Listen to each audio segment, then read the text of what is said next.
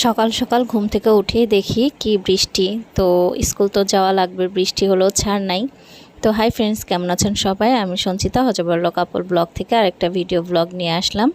তো ওই তো নাস্তা টাস্তা করে বের হয়ে গেছি ছাতা নিয়ে স্কুলে। এখন তো ওই যে নিম্নচাপ শুরু হয়েছে, তো কয়দিন বৃষ্টি থাকবে এরকম। তো আসার পর একটু চা খেয়ে নিলাম, চাটা খেয়ে এখন ক্লাসে যাব।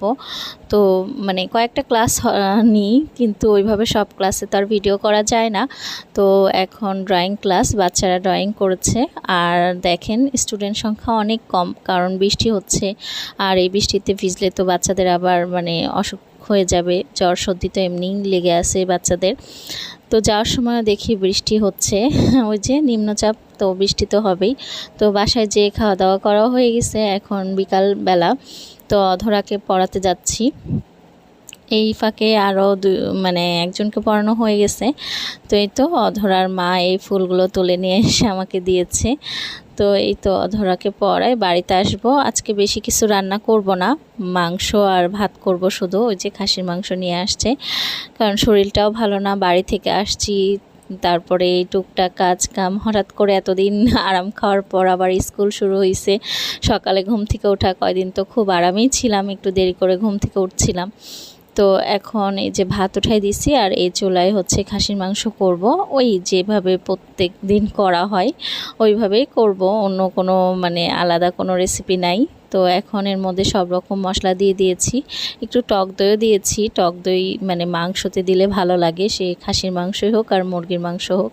তো এখন মশলা টশলা দিয়ে মানে ঢেকে দিব।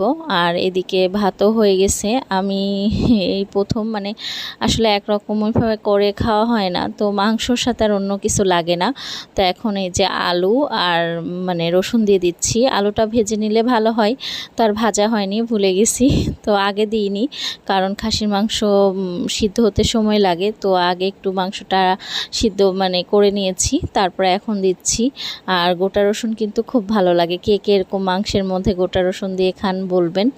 আমার আগেও তো একটা ভালো লাগতো না, তো এখন ভালোই লাগে, আর বরমশাইয়ের তো অনেক প্রিয়। তো এখন মাংস কষানো হয়ে গেছে, এর মধ্যে জল দিয়ে দিব।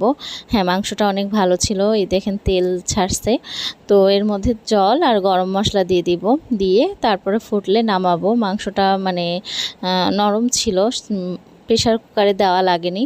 তো এখন এই তো রান্নাবাড়ি শেষ। এই ফাঁকে মানে সালাদও করে নেওয়া হয়ে গেছে, লেবু শসা আর হ্যাঁ টক দইও খাওয়া হয় এখন।